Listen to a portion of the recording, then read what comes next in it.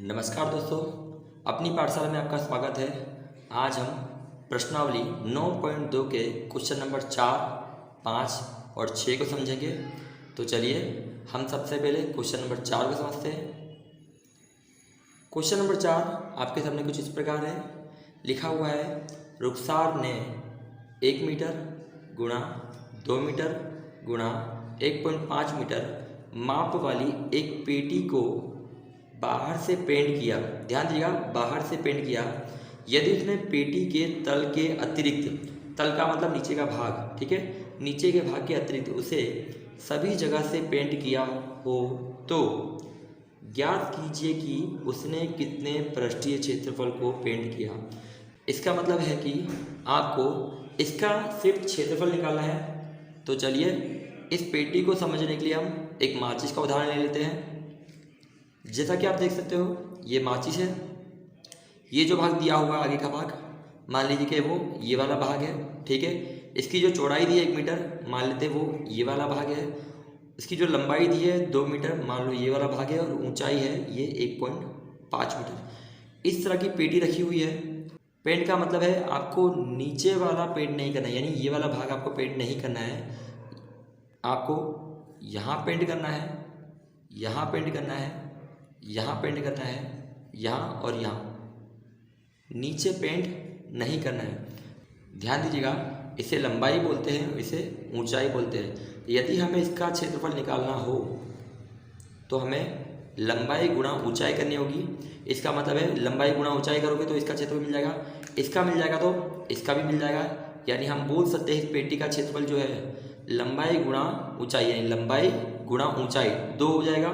तो हम यहाँ लिख देते हैं कुल क्षेत्रफल, यानी क्षेत्रफल बराबर, ध्यान दीजिएगा, जैसा कि हमने कहा ये लंबाई है, ये ऊंचाई है, एक इधर कलर करना है, एक इधर करना है, यानी हम लंबाई गुणा ऊंचाई 2 कर सकते हैं। तो हम बोल देंगे 2 लंबाई गुणा ऊंचाई, ठीक है। ध्यान दीजिएगा, ये चौड़ाई है, ये लंबाई है और ये ऊंचाई है, ठीक है। आप देख सकते हो ये इस तरफ वाला भाग है, इसे ऊंचाई कहते हैं, इसे चौड़ाई कहते हैं। ये ऊंचाई है और ये चौड़ाई है, एक यहाँ है और एक यहाँ है। इसका मतलब ऊंचाई गुणा चौड़ाई 2 आएगा। तो हम लिख देते हैं 2 ऊंचाई गुणाकार में चौड़ाई प्लस, आप देख सकते हो कि यहाँ तो कलर करना है लेकिन यहाँ नहीं करना है। इसे बोलते हैं चौड़ाई, इसे बोलते हैं लंबाई, लेकिन एक ही, एक चौड़ाई एक लंबाई। तो हम बोल सकते हैं एक चौड़ाई यानी b और ये हो गया लंबाई यानी l। इस प्रकार यदि किसी पेटी के तल में कलर ना करना हो और बाकी सभी जगह आपको रंग रखना हो या पेंट करना हो तो इसका क्षेत्रफल होगा 2LH plus 2HB plus BL, ठीक है। तो चलिए ये मान इसके अंदर रख देते हैं, 2 का 2। L का मान कितना है? L का मान 2 दिया हुआ है, तो चलिए मैं यहाँ लिख देता हूँ 2। H का मान कितना दिया हुआ है? H का मान दिया हुआ है 1.5, तो मैं यहाँ कर देता हूँ 1.5 प्लस 2 का 2। H का मान 1.5 है तो 1.5 हो जाएगा, कोष्टक B का मान कितना दिया हुआ है? 1 दिया हुआ, तो मैं यहाँ पे लिख दिया 1 प्लस B का मान 1 है और L का मान दिया हुआ है 2। इस प्रकार इतना मान आया है। तो चलिए गुणाकार कर लेते हैं। इस 2 का गुणाकार 1.5 से करेंगे। ध्यान दीजिएगा, 1.5 से अगर 2 का गुणाकार करेंगे तो 3 आएगा।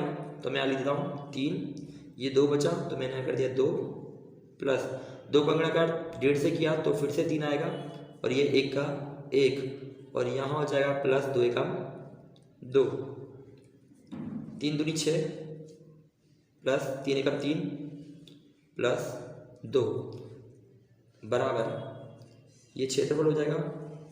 6 और 3 9 होता है, 9 और 2 11 होता है। इस प्रकार जो इसका क्षेत्रफल है वो 11 आएगा। लेकिन ध्यान दीजिएगा, जो मान दिया है वो मीटर में है, इसीलिए हमें यहाँ 11 मीटर स्क्वायर करना होगा।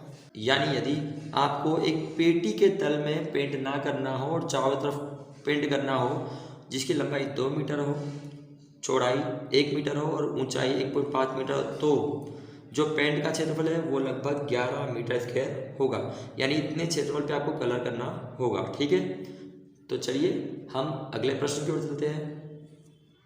पांचवा प्रश्न आपके सामने कुछ इस प्रकार है, लिखा हुआ है डेनियल एक ऐसे घनाकार कमरे की दीवारों और छत को पेंट कर रहा है जिसकी लंबाई, चौड़ाई और ऊंचाई क्रमशः 15 मीटर, 10 मीटर और 7 मीटर है। ध्यान दीजिएगा, लंबाई 15 मीटर है, चौड़ाई 10 मीटर है और ऊंचाई 7 मीटर है। हमें एक कमरा है जो घनाकार, उसमें रंग करना है।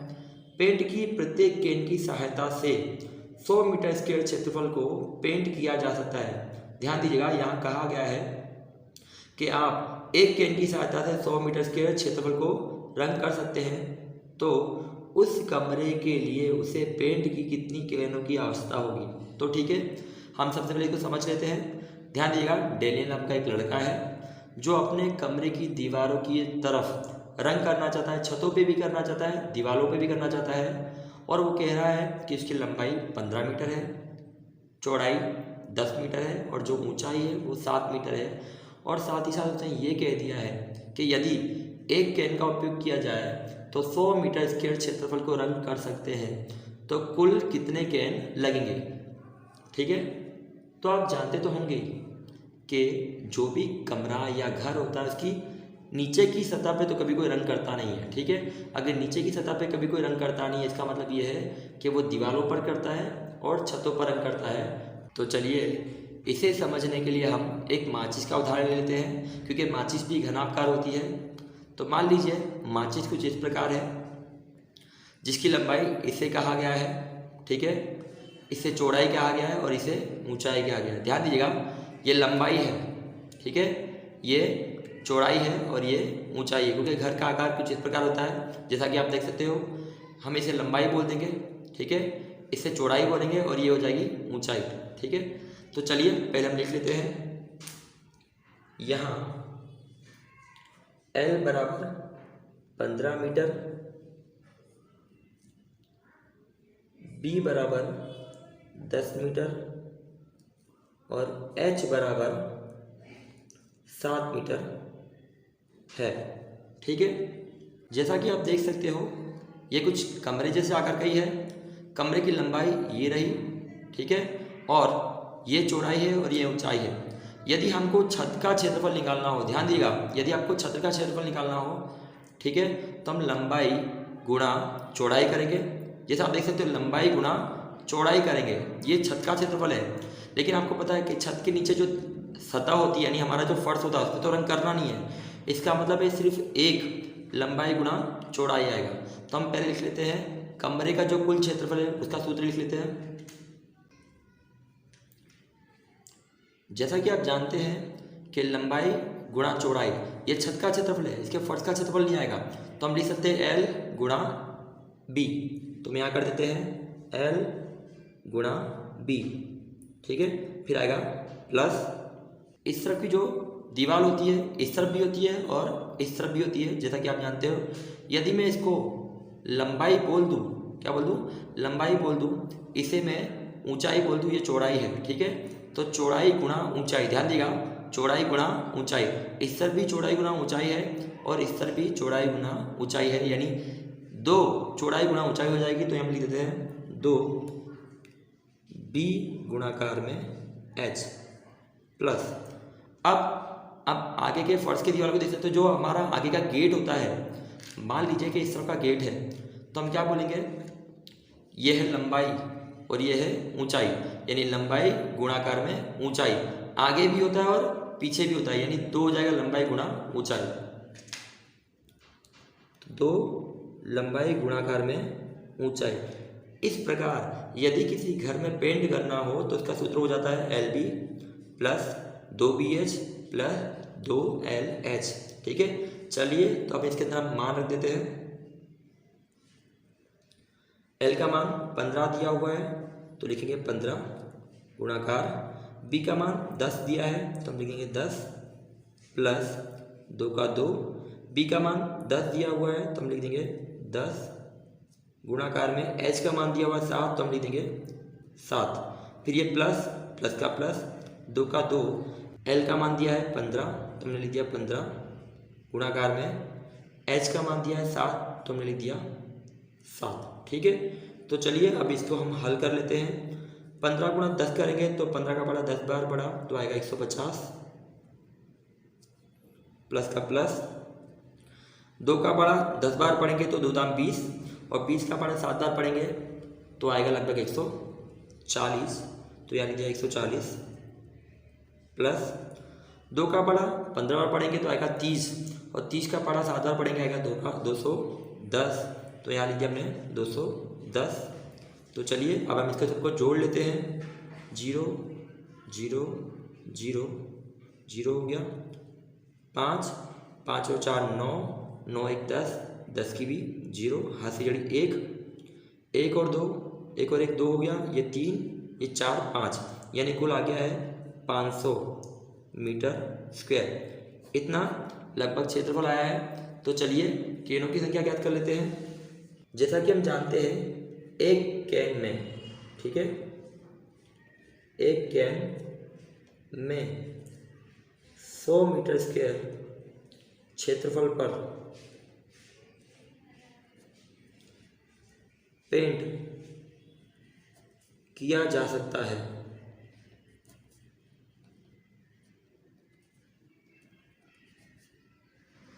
ठीक है, तो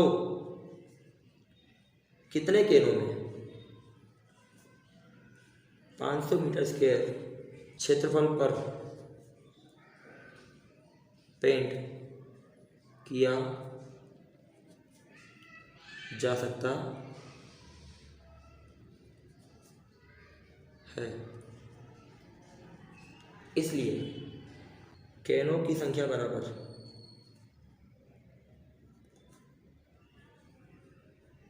कैनों की संख्या बराबर कुल क्षेत्रफल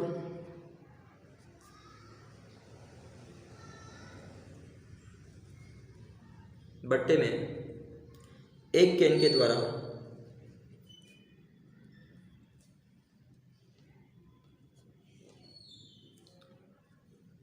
पेंट किया गया क्षेत्रफल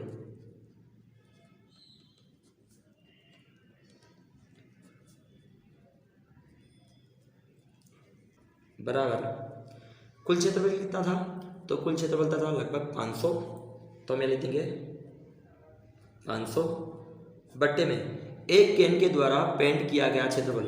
एक कैन के द्वारा 100 मीटर स्क्वायर क्षेत्रफल पेंट किया गया था, तो हम यहाँ लिख देंगे 100।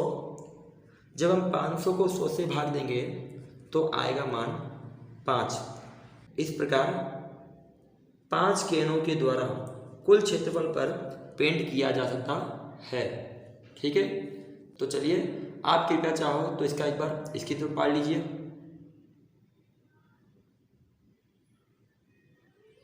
अगला प्रश्न आपके सामने कुछ इस प्रकार है। यहाँ लिखा हुआ है, वर्णन कीजिए कि दाईं तरफ की दी गई आकृतियाँ किस प्रकार एक समान है और किस प्रकार एक दूसरे से भिन्न है।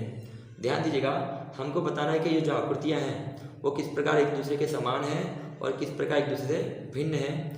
किस डब्बे का पार्श्व पृष्ठीय क्षेत्रफल अधिक है। ठीक है, हमें ये याद करना है। जैसा कि आप देख सकते हैं, ये जो दो आकृतियाँ हैं, ये आकृति एक बेलनाकार है और ये आकृति एक घन है। क्यों? क्योंकि घन में देखिए इसकी जो लंबाई है, इसकी जो चौड़ाई है और जो ऊंचाई है वो तीनों की तीनों साथ दी हुई है।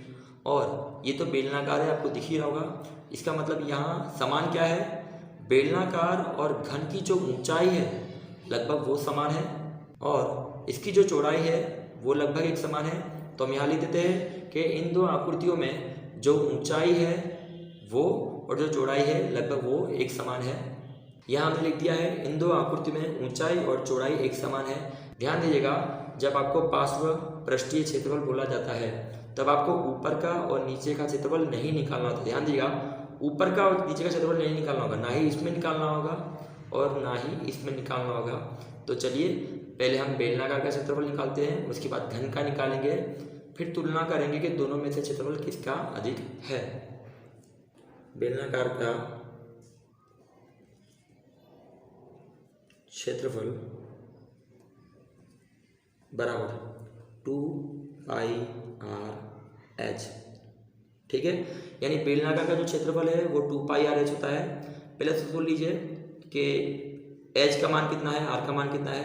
जैसा कि हम जानते हैं कि h को ऊंचाई बोलते हैं, ऊंचाई का मान 7 सेंटीमीटर दिया है, तो हम यहाँ लिख देंगे 7 सेंटीमीटर। ठीक है, यहाँ से लेके यहाँ तक जो 7 सेंटीमीटर दिया है इसे व्यास कहते हैं, और व्यास का आधा r होता है। ध्यान दीजिएगा, ये यहाँ से लेके यहाँ तक दिया हुआ है व्यास, और व्यास को बोलते हैं हम d। ठीक है,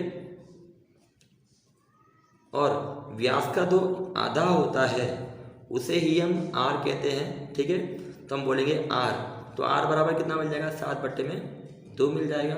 ठीक है, और पाई का मान तो आप जानते ही हो कि पाई का मान होता है 22/7। तो चलिए इन तीनों का मान यहाँ रख लेते हैं, 2 का 2 गुणाकार पाई का मान दिया हुआ है 22/7, तो हमने लिख दिया 22/7। गुणाकार में r का मान दिया है 7/2, तो हमने लिख दिया 7/2, और h का मान है 7 जैसा कि यहाँ दिया हुआ है। ठीक है, बराबर का बराबर, आपको पता है इस 2 से ये 2 कट जाएगा और इस 7 से ये 7 कट जाएगा, बचा क्या, 22 गुणाकार में 7। ठीक है, तो चलिए हम गुणाकार कर लेते हैं। 7 का गुणाकार 2 से करोगे तो 7 दूनी 14, हाथ से जड़ी 1। 7 का गुणाकार 2 से करोगे तो 14 और 1 15। इस प्रकार इसका क्षेत्रफल कितना आया, 154 सेंटीमीटर स्क्वायर। ठीक है, तो चलिए हम इस घन का क्षेत्रफल भी निकाल लेते हैं, जिसकी लंबाई, चौड़ाई और ऊंचाई तीनों के तीनों 7 सेंटीमीटर ही है। तो हम लिखेंगे घन का क्षेत्रफल बराबर, ध्यान दीजिएगा, यदि आपको घन का कुल क्षेत्रफल निकालना हो तो होता है 6l वर्ग। याद है ना आपको, 6l वर्ग, तो मैं लिख देता हूँ 6l वर्ग। लेकिन आपको पता है कि मुझे ऊपर वाला और नीचे वाला तो लेना नहीं है, तो ऊपर वाला भी एक l वर्ग हो गया, नीचे वाला भी एक l वर्ग हो गया, तो कुल टोटल हो गया 2l वर्ग, यानी 2l वर्ग लेने नहीं है, यानी मैं माइनस कर देता हूँ तो हो जाएगा 2l वर्ग, ये हो जाएगा माइनस। ठीक है, यहाँ l बराबर 7 दिया हुआ है, 6l वर्ग में से यदि 2l वर्ग चले गए तो कितने बचेंगे, 4l वर्ग बचेगा। ठीक है, बराबर का बराबर 4 का 4। l का मान कितना है, l का मान 7 है, जो कि यहाँ दिया हुआ है। यदि सभी लंबाई, ऊंचाई और चौड़ाई यदि 7 हो तो सबको l ले लीजिए, तो यहाँ लिखेंगे हम 7 का वर्ग बराबर का बराबर 4 का 4। 7 का वर्ग करेंगे तो आएगा लगभग 49। ठीक है, अब इन दोनों का हम गुणाकार कर देते हैं। यदि आप इसका गुणाकार करोगे तो लगभग आएगा 196 सेंटीमीटर स्क्वायर। आप अपने सामने ही देख सकते हो कि बेलनाकार का जो क्षेत्रफल आया है वो 154 सेंटीमीटर स्क्वायर है, और घन का जो क्षेत्रफल आया है वो लगभग 196 सेंटीमीटर स्क्वायर है।